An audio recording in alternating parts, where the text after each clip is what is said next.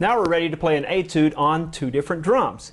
Now let's review what we learned the last time that we played a two-drum etude. I want to make sure that I have my high drum on the right and low-pitched drum on my left. In this case, I have a snare drum on and a snare drum off, or a tenor drum. I want to make sure that my body is directly in the center of both drums. Don't want to be positioned from one side to the other. As I'm moving between the drums, I want to make sure that I move my forearms. Don't move your upper body, and don't turn your hands over as we go from drum to drum.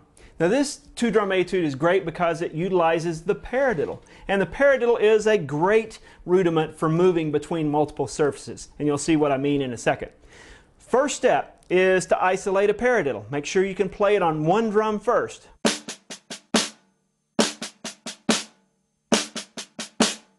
Now in measure 1 and 2, essentially all I'm doing is taking that upstroke of the paradiddle and moving to the bottom drum. Looks like this.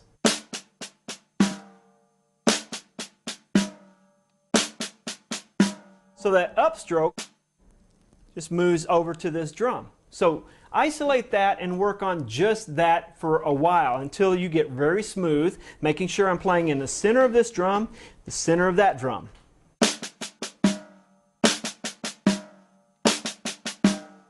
Once you can do the right hand paradiddle, do the opposite left hand paradiddle on the bottom drum.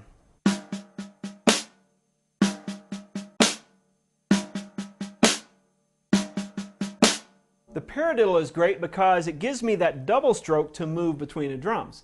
After I've got that on my left hand, then go back and forth between the two drums, just continuing to play paradiddles.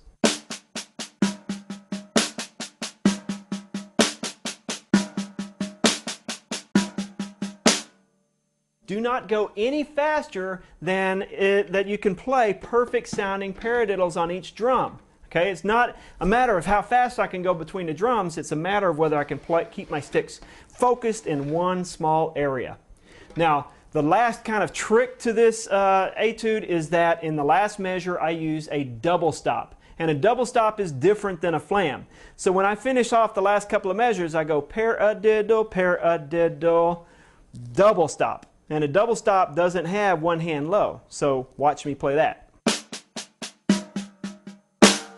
So I have this paradiddle, and I have to lift up both hands. Some players need to actually slow down a little bit to get that double stop together perfectly.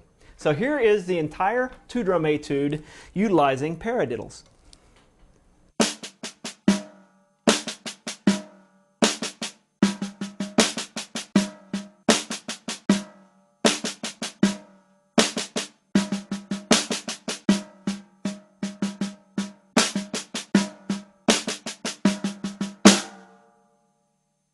There's a lot that you can learn from that two-drum etude. Don't take it fast, take it very slow, make sure that your movement is very smooth between the two drums.